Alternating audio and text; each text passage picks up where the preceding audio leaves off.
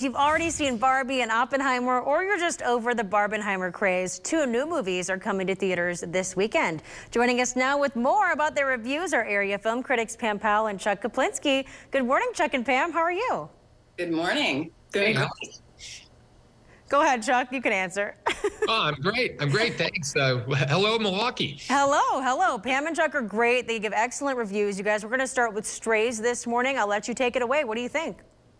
Alex, you remember that movie, The Incredible Journey, from years back? It was like two dogs and a cat.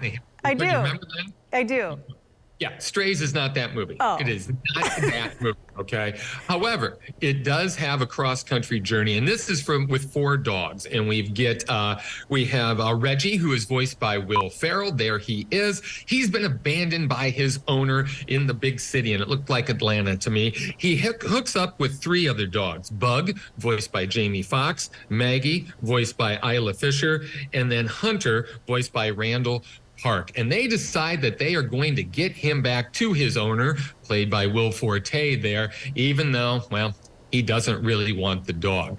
What Reggie doesn't realize is that this is a dysfunctional relationship. This is a toxic relationship. He thinks that everything is his fault and he just wants to please this guy, but the 3 dogs say, no, this is a bad situation. You need to do something about this. And they decide to help him get back home. What's interesting about the movie is that all the dogs have their own problems. Bug is worried about being insecure because he was abandoned. Isla is being replaced. Maggie, so that's a problem. Hunter has self-esteem problems because he was going to be a police dog, but now he's not. He wears that cone. It's a comfort cone, if you will. This movie is incredibly crude. Be warned, this is not for kids. Don't even think about it. I had a feeling that Al Pacino was the reference person for this, as far as how often a certain word was uttered in this movie. It's a one-joke movie.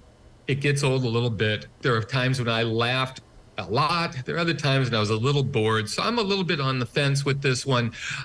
Maybe this is a good one to take in after Fringe Fest. You'll be, in that kind of a mood. But, your mileage is going to vary on Strays. All right. Old dog, no new tricks. What about Jules? What about that movie?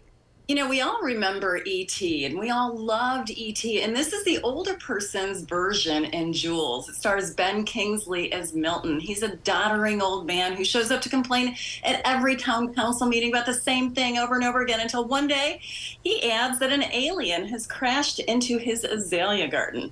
Thinking that he has really lost it now, no one pays any attention to him except 2 neighbors, Sandy, played by Harriet Harris, and Joyce, played by Jane Curtin. The 3 amigos band together to get to know Jules, as they have affectionately named him or her, who doesn't really speak, but they know Jules needs help getting back home. The communication issues allow for some fun antics, and everyone's preconceived notions about poor Milton allows the story to unfold with both meaning and humor. Kingsley's role is a unique one for him, but he proves time and time again that he can do anything. Curtin and Harris are a joy, and if you remember Jane Curtin as a cone head from the old SNL skits, she's no stranger to the alien theme. It's really a delightful film that reminds us to have compassion. Let's not judge others based on what we see. And we need to have purpose and meaning in life, no matter what stage of life we are in. I really enjoyed this film, charming and sweet. And Jules is playing at the AMC Mayfair Mall 18. You've got to search it out, but it's worth searching out. 2 good reviews and honest reviews, as I like from you guys, as always. That's all the time we really have for. Quickly tell us your website real quick. Chuck, take it away.